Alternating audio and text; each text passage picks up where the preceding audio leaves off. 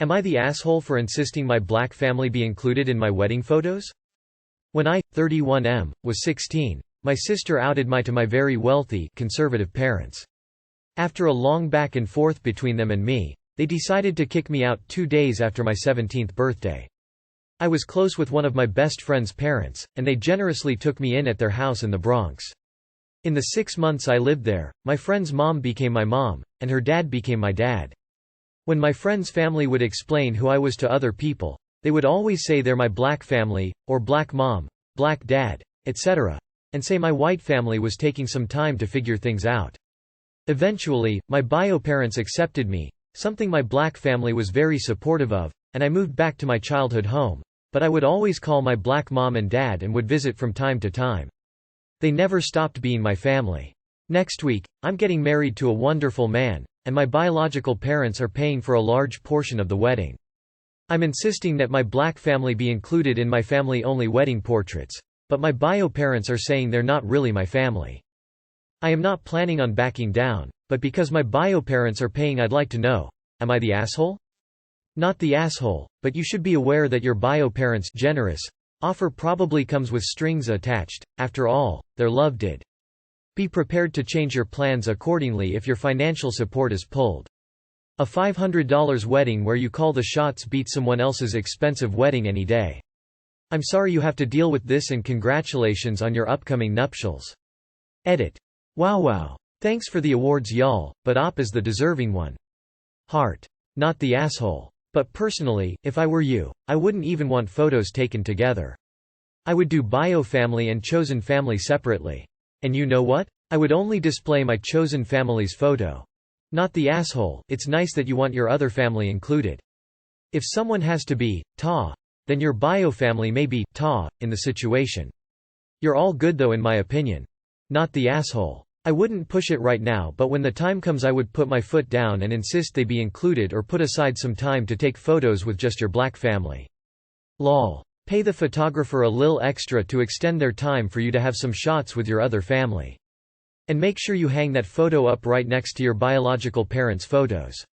Lol. They FKED up big time where your other family stepped up. You want to give them the recognition they deserve, so go for it. Clear. Not the asshole, and if anyone might not qualify as family here, it's your bio. They turned you out onto the street while you were still a child. It's lovely that you have found the grace to forgive them, but family are the people you can count on when there's nowhere else to turn. Your black family are those people. If your bios don't like it, I suggest reminding them that you wouldn't have needed to find a second family if they hadn't abandoned you. Kids who are cast out like that are at huge risk for violence, substance abuse, and suicide. Could be your bios have your black fam to thank that you're still around to be married in the first place. Regardless of who pays, this is still your day. You deserve pictures with all your loved ones to treasure in the future. Not the asshole. Blood doesn't make you family, it makes you related. Family is about a lot more than just blood and genetics. Family is about who is there for you when the chips are down, who puts the effort in and goes the last mile. They are family, and more importantly, they were family when your blood family dropped the ball hard. Am I the asshole for refusing to let my ex's kid come with us to Disney? Alright, so I have a son, 13M, with my ex-husband. We got divorced because he was having an emotional affair which turned physical, and had a kid with the AP, and as a single dad ATM as the AP left. My son goes over to his house on weekends, and sometimes his kid comes over to my house because my son and him are somewhat friends, and I don't really mind. The problem now is that I'm planning on taking me and my son to Disney, as I've been saving it up for him, as I believe he should go there at least once in his life to experience it, as well as him having good grades for the whole semester. I believe that my son must have told his half-brother, as my ex-husband called me and asked me what day I'm planning to leave and am I driving or him. I was confused initially, but I realized what he was talking about, and told him that it was just gonna be a trip for me and my son. He started to get mad and accused me of favoring my son over his half-sibling and trying to be petty for his past actions, and such, and told me I should at least offered for his son to go too. I told him no, as I wasn't gonna pay for another plane ticket and other supplies, and that if his son wanted to go, he needed to pay for himself. I hanged up before he could say anything else. Now my son says that his dad was disappointed about my decision and to go try to change my mind, so his half-sibling could have fun too, and some other remarks. My ex and a few of my friends who heard about the situation say I'm the asshole for not letting his brother go on the trip as well and that I'm being selfish and petty, so I'm starting to reconsider everything and just relenting, so I wanted an outside opinion. Am I the asshole? Not the asshole. Accused me of favoring my son over his half-sibling. As you should, that isn't your child in any sense. I don't care if your ex did wanna pay. You are better than me for even allowing the half-sibling over at your house. You don't owe your ex anything. You don't owe the child anything other than basic human kindness when you do happen to interact. But he is not your family, just because your ex doesn't know how to keep his dick in his pants. Not the asshole. I'm sure your ex manipulated you while you were in the relationship and he's damn sure trying to do it now. If he wants his sons to experience Disney, then he can take them together. You don't owe your son's friend a plane ticket and admission ticket. Not the asshole. Accused me of favoring my son over his half-sibling. I mean, duh. Only one of them is your kid. Your ex needs to step up and either get his kid to Disney on his dime and his own time, or start teaching the lessons he should have been teaching all along about blended families being complicated and things sometimes not always working out exactly evenly between all the various households his kids need to shuffle between. Without vilifying you or putting your son in the middle. Not the asshole. Why did he ask if he's driving? Does he think he can come too? Is he trying to build a family together now that the affair partner has left? The same kind of entitlement that leads to affairs gets a cheater pissed when you don't take on their affair baby as your own. Not the asshole. Not the asshole. Of course you're favoring your son. It's your son. You have no responsibility towards that kid. WTF is wrong with people feeling entitled that someone else should take care of their kid or take him on holiday? Am I the asshole for ignoring my neighbors and their WA group? I live in a cottage that I inherited after my grandfather passed away 3 years ago. The cottage is one of the oldest homes in the area and unlike my neighbors I am not a member of the WA. The cottage itself is a waterfront one in which I have a small grass yard that turns into a beach on the lake. I never had a problem until recently over a seaplane and buoys.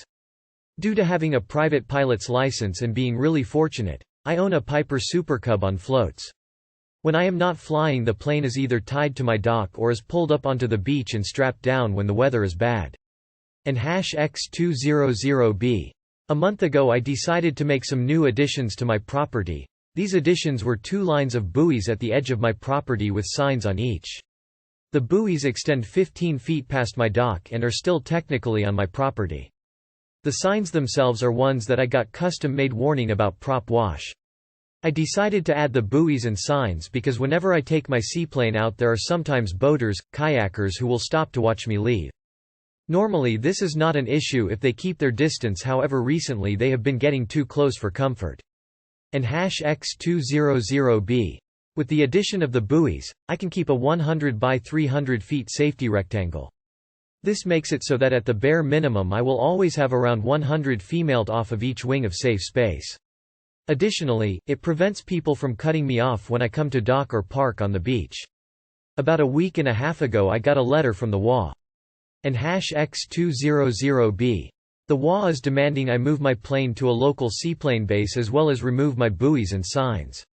In response, I wrote them a letter explaining the reasons behind having the buoys and told them I have no intention of changing anything. About 2 days later I got an angry visitor who was an WA member. I told her that if she or the WA comes onto my property again they will get arrested for trespassing. Before leaving she used some very colorful words and called me an asshole. Not the asshole. Yet another WA thinking they can flex on their neighbors. Screw 'em. Not the asshole. You mention in other comments that you have documentation on your ownership that proves the legality of your actions. I would hire an attorney and stop replying to them yourself. Have the attorney send a letter to the WA to kindly stop harassing you when you are not part of their WA and that any harassment would be reported to the authorities. If you can afford it, set up cameras. And let them know any trespassers will be recorded. Info. Are you 100% sure that what you are doing is legal according to the property laws of your county, state, country? Where I am, private property does not extend out onto water like that. If you are in violation of any ordinances, laws, codes, etc., you would be the asshole. If not, then not. But this is a more nuanced question than just whether you are subject to the WA or not. Not the asshole. HOAs are just about always TA.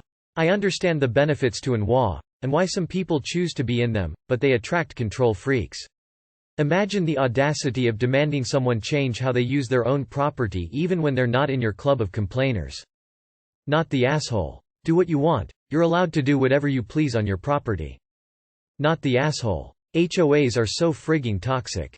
Am I the asshole for initiating a report that threw my son's entire school into chaos?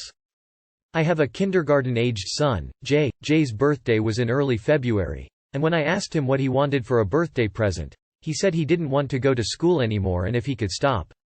I had thought he enjoyed going to school, he hadn't given the usual kindergartner tantrums or anything, and he told me that there was a kid next to him who made stinky in his pants, and he couldn't handle the smell anymore. Well, I called his teacher about it, who told me that she wasn't allowed to help toilet train the kids and could only call for an aide to clean up the other boy and take him to the bathroom. And she couldn't even move Jay somewhere else in the room because there was a seating arrangement and that was Jay's place in it. I was less than impressed with her willingness to do nothing about it. Told in this almost bored tone I struggled to convey in writing, so I called the principal next. All he did was confirm that teachers are not allowed to take students to the bathrooms, and that while there was no school-wide seating policy, teachers did have the power to seat the students in their room however they saw fit, and if my son's teacher wanted grid rows of kids in alphabetical order, that was her business.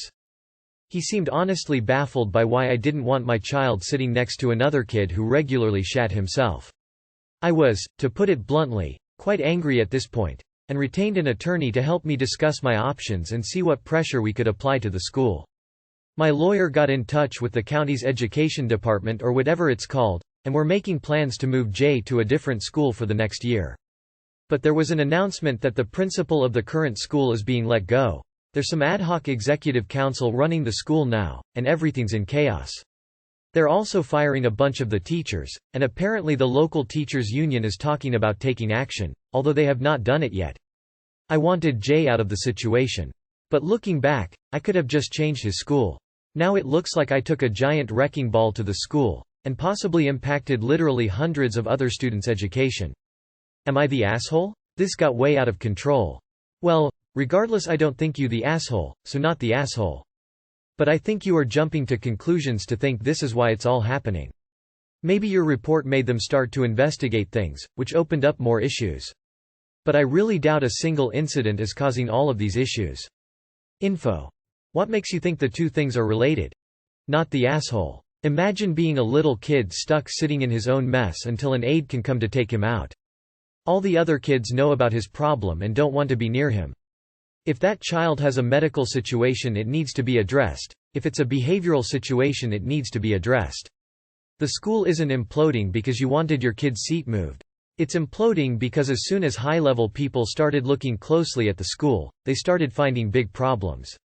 Revealing problems that already exist is not the same as creating them. Edit. Thank you kindly for the awards. Info. Does the other boy's parent know this is happening to him? I would be a lot more concerned for this poor child having to sit in filth than the fact that your son has to smell it. Not the asshole. I don't care about the seating chart stuff, but how is this fair to anyone in this situation that a kindergarten kid is having accidents in their pants regularly and then sitting in class? An investigation was needed, and clearly this situation was not being handled properly. Not the asshole, but I failed to see a connection to multiple teaching staff being fired and you making a complaint that had nothing to do with them. There are obviously other issues here. Not the asshole former teacher here. All you did was hopefully help future students to not be in uncomfortable situations. The seating chart excuse is BS. In my district you can't go to preschool unless you're potty trained.